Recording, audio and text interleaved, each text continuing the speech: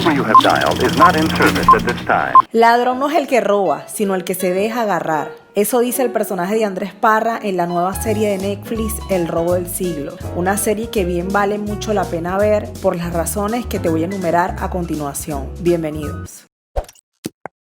Hola, soy Luis Hugueto y esto es Cine para Llevar. Gracias por estar aquí de nuevo y antes de comenzar con el video, te voy a pedir que te suscribas a mi canal y que recuerdes que todas las semanas estoy aquí en el canal de Daniel hablando de cine. Ahora sí, bienvenidos.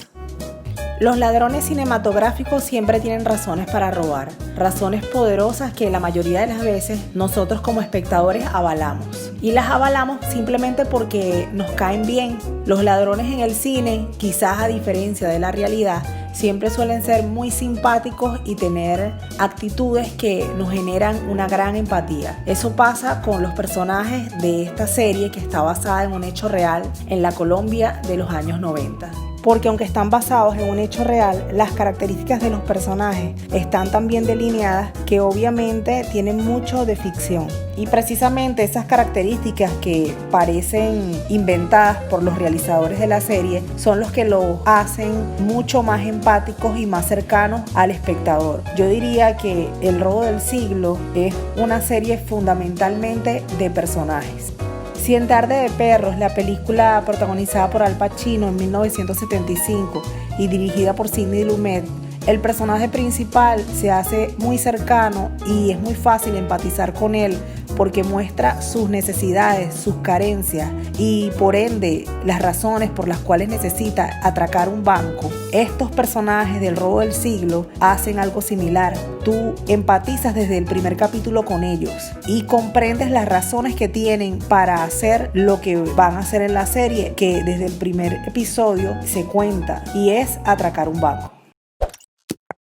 Las series basadas en hechos reales o las películas basadas en hechos reales corren el riesgo de ser previsibles y sobre todo de no sorprender al espectador, porque como lo que se narra es un hecho real, con buscar la noticia o buscar la información sobre lo que ocurrió en aquel momento, sobre ese episodio de la historia, será suficiente para uno tener un panorama más o menos claro sobre lo que va a ver. Sin embargo, en este tipo de serie o de película no importa tanto lo que se va a contar, sino la forma en que va a ser recreado ese hecho de la realidad. Y es en este punto en que gana mucho esta serie protagonizada por Andrés Parra, Cristian Tapán y otros grandes actores reconocidos en Colombia. Al igual que en Nueve Reinas, la película de Fabián Bielinski del año 2000, los ladrones de El robo del siglo tienen cierta ideología e incluso podría decirse que tienen cierta ética. Al igual que otros ladrones cinematográficos como los que aparecen en la película venezolana Cien años de perdón,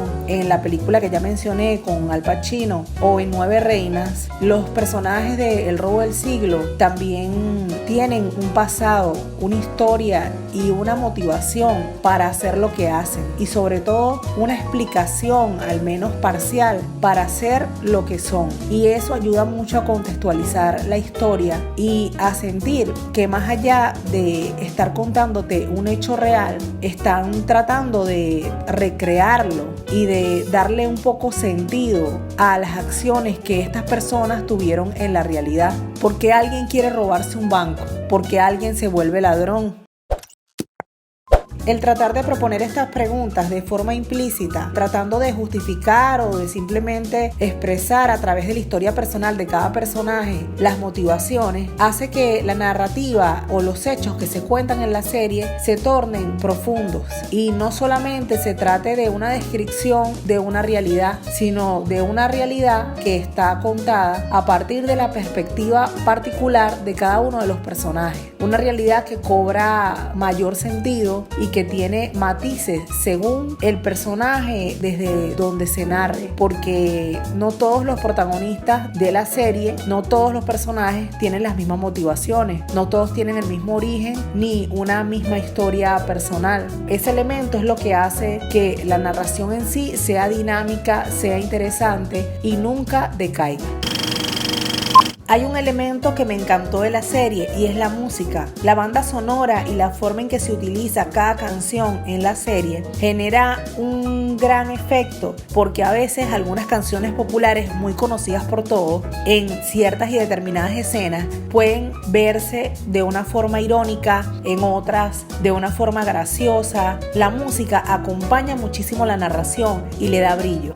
La historia en sí del robo, el hecho real, lo que pasó, la forma en que lograron atracar el banco, está narrado en la serie de una forma minuciosa. Ellos tratan de recrear de algún modo lo que fue la realidad. Sin embargo, más allá de eso y más allá de que también mucho de lo que vemos es ficción, sobre todo el tratamiento de los personajes, lo más interesante de la serie no es el hecho del robo en sí, aunque precisamente se trate de eso. Yo creo que lo más importante es lo que hay detrás de ese robo, la ambición de los personajes, lo que los llevó hasta allí, porque durante la serie hay diferentes momentos en que el tema del dinero no tiene nada que ver con el dinero en sí, tiene mucho que ver con las motivaciones de la gente por obtener el dinero y sobre todo las actitudes para obtener ese dinero, porque el dinero es lo que los lleva a vivir ciertas circunstancias que no te voy a contar para no dañarte el interés en la serie, y